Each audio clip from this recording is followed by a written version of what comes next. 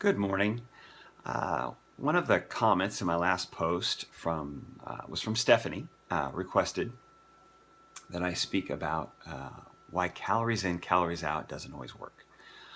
This is a big subject. I'm going to try to keep it condensed to this video as much as I can. Calories in, calories out really is the basis of reducing, just basically reducing calories. And expecting your body to respond by releasing fat to compensate for the reduction of calories, however much that calorie reduction is. And in most cases, it's often, I should say, too great a reduction to be healthy or really effective long term. And that's because our bodies are hormonal. We are not machines. We are not cars. Fat storage is very much a hormonal response and is controlled by hormones in our diet, primarily insulin. So we're all familiar with the yo-yo effect. All of us, if you reduce calories, let's say you're used to 2,000 calories, right, and you drop it to 1,200, your body's going to start. At first, you're going to see, a quick reduction. You might see a little drop on the scale of 10 pounds or so. But that's not going to last long, or you'll probably plateau. And pardon me.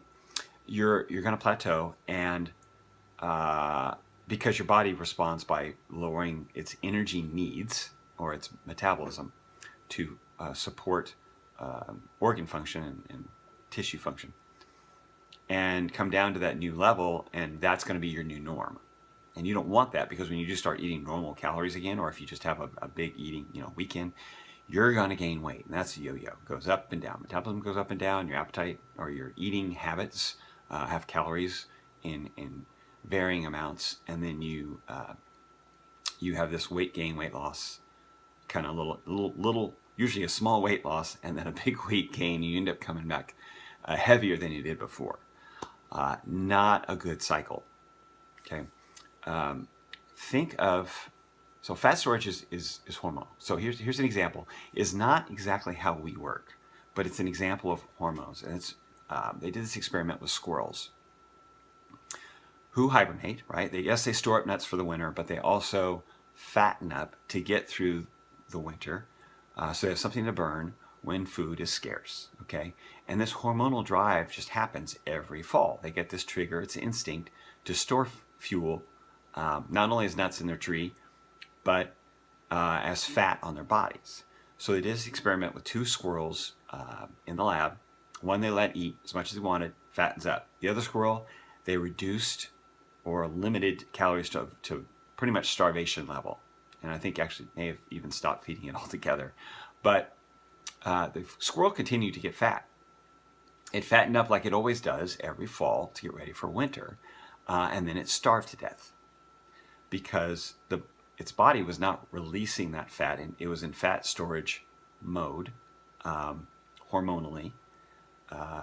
And it started really breaking down tissues like its muscle and organ tissue for fuel, for glucose to be stored as fat. And so this squirrel starved to death in the process of fattening up. And if you're insulin resistant, that's essentially the mode you're in. You are storing fat. Now, you're not going to, if you had food restricted, your body would probably respond quicker than that squirrel's, and you would start losing weight. Now, your metabolism would respond and reduce, but over time you could starve by eating away the fat as well. So we are not squirrels, and I'm saying we operate like squirrels, but it's just an example of seeing how fat is hormonally driven. Insulin resistance, if you've had more than 20 or 30 pounds of fat to lose, you've got some degree of insulin resistance. Now, I don't want to scare anybody. If you have made some changes and you're starting to drop weight, then you're reversing that, and that's great. Keep doing what you're doing. But if you've kind of hit a plateau point, or where nothing you do is working, that's what's going on. It's insulin resistance, and insulin is driving fat into the fat cells for storage, and it's not giving you fat for energy in your muscle cells. It's not taking the food that you eat. to the muscle cells either. So that's why you might have a little bit low energy, and your appetite can come on you, especially after exercise, can come on you very quickly and voraciously. You feel like you've got to eat. You're thinking, I have this excess fuel. Why am I hungry? Or why do I have such low energy? And it's because your body is not releasing it. It's not allowing you to utilize it. And when you do increase your activity level, it's saying, feed me, because I'm not releasing this fat for fuel. Okay, so you can see how that could be extremely frustrating and discouraging, and would make you want to quit because you're doing all the right things, but it's not working. Okay, and calorie reduction would just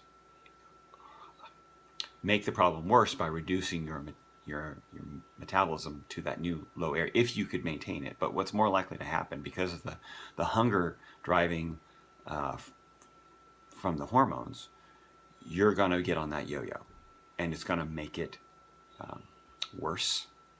It's not going to be sustainable because you're going to be very hungry and you're going to have very low energy. Now, this is why I typically recommend, instead of reducing calories, reducing carbs. Give yourself a carb budget. Eat calories to what is needed, or what you're hungry for.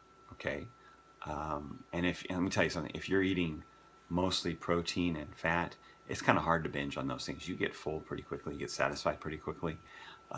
Give yourself a carb budget, maybe 125 grams. If you've been used to eating 60 or 70% carb, reduce it to maybe 25%.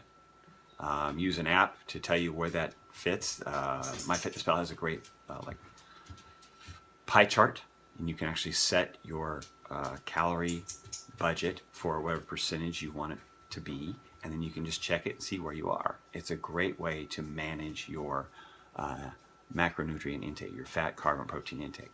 And so you'll have to make up for the carb with the energy, with opposing energy, so which is fat. And that does not stimulate insulin. And so after about 2 or 3 weeks of doing this, your body will start to respond. It might be a tough 2 or 3 weeks. You might feel what is called the carb flu. We feel kind of low energy, maybe some headaches, but you got to push through it. If you really want to get there, you're going to have to push through it. It's going to be hard. It's not going to be fun at all. It's going to hurt a little bit. But once you make that change, your body will start releasing fat. You'll have more insulin sensitivity. Keep doing some workouts, keep getting some resistance training or some interval training to get your heart rate up high. With a few walks thrown in there if you want, they're great, they're restorative, but you've got to have a little bit of intensity to take down the glycogen in your muscle cells. But really keep track of your carb intake, because that's what's going to start the fat releasing system, where you're going to be more dependent on fat than you were before.